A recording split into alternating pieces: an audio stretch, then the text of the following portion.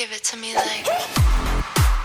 Keadaanku mengganggu psikis anak pertamaku.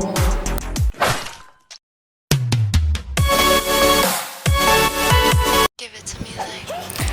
Assalamualaikum warahmatullahi wabarakatuh. Ketemu lagi Garo Agak TKW Formosa. Semoga di pagi hari yang cerah ini kita masih tetap bersemangat ya guys ya. Bersemangat menggapai mimpi, bersemangat menggapai apa yang kita cita-citakan, dan masih tetap dalam keadaan yang sehat ya guys ya. Amin amin amin ya rabbal alamin. TKW Formosa menjemput kesembuhannya, sedangkan anak TKW Formosa mulai menjemput mimpinya. Seorang anak perempuan dilahirkan untuk menjadi yang pertama, harus berjuang seorang diri dalam menggapai mimpi. Saat itu beliau harus meninggalkan rumah dan adik-adiknya untuk melanjutkan pendidikan ke jenjang yang lebih tinggi. Seorang anak perempuan yang terpaksa dan dituntut untuk menjadi dewasa sebelum waktunya ya guys ya. Kenapa aku bilang seperti ini? Karena beliau ini harus berjuang seorang diri ya guys ya. Pergi ke kota lain, hidup seorang diri, berjuang seorang diri, sedangkan perjalanan yang ditempuh untuk seorang anak perempuan ya guys ya, itu sekitar 5 jam perjalanan naik roda 2 ya guys ya. Dalam menggapai mimpi beliau, apakah beliau lancar-lancar saja? Jawabnya adalah tidak ya guys ya. Memasuki awal semester, beliau ini harus bolak-balik ke rumah sakit ya guys ya. Kakinya bengkak, perutnya sering sakit ya guys ya. Inilah awal beliau mendapat cobaan yang sama dengan TKW Formosa.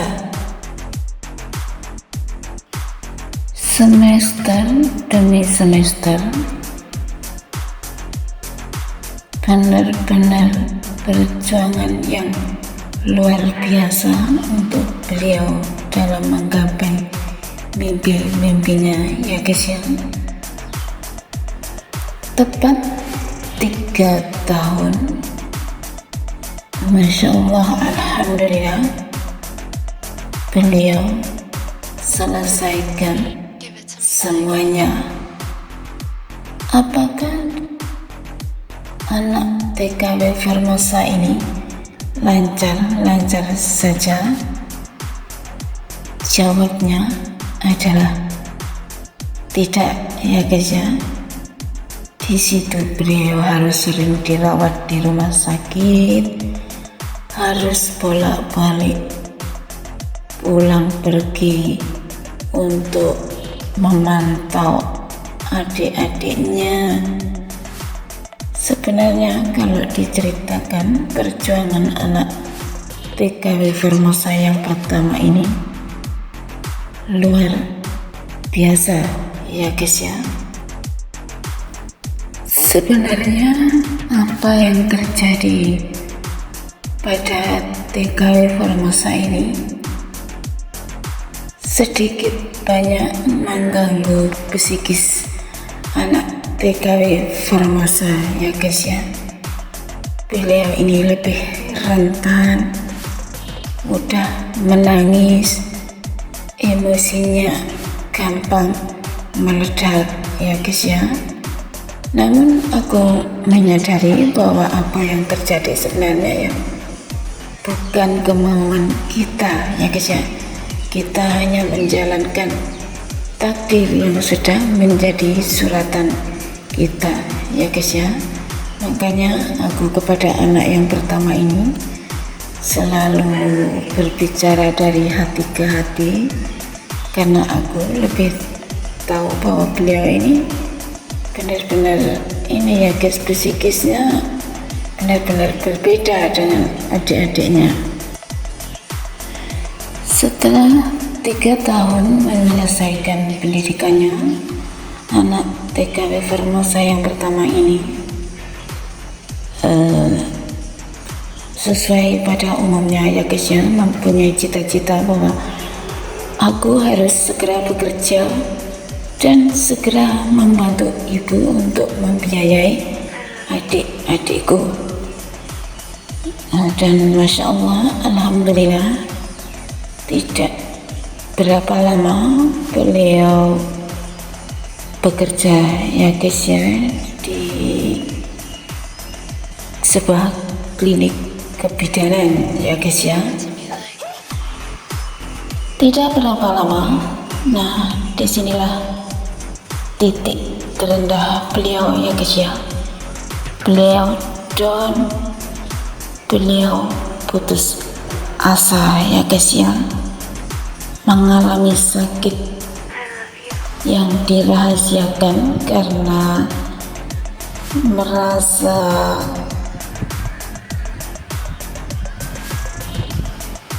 kasihan kepada ibunya jika harus membiayai pengobatan beliau. Ternyata beliau ini menahan sakit ya guys ya, dan karena sakitnya sudah tak tertahankan, akhirnya beliau diantar ibu saya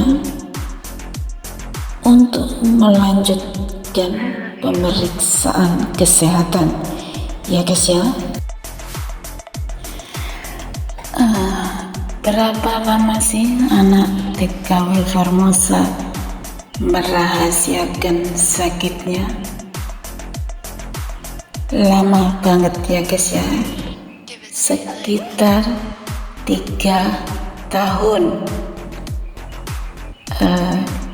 Di sini bukannya aku tidak tahu ya guys ya, sebenarnya aku juga tahu, cuman tidak mengerti sakit apa gitu ya guys ya. Karena setiap ditanya, beliau ini selalu kecapean kok bu, ini sudah membaik kayak gitu ya guys ya. Jadi akunya juga alhamdulillah kalau sudah membaik kayak gitu ya guys ya. Dan dari hasil akhir pemeriksaan, pihak rumah sakit memutuskan untuk segera melakukan operasi tanpa harus ditunda lagi. Apakah kita semuanya kaget? Yang jelas satu rumah kaget ya guys ya.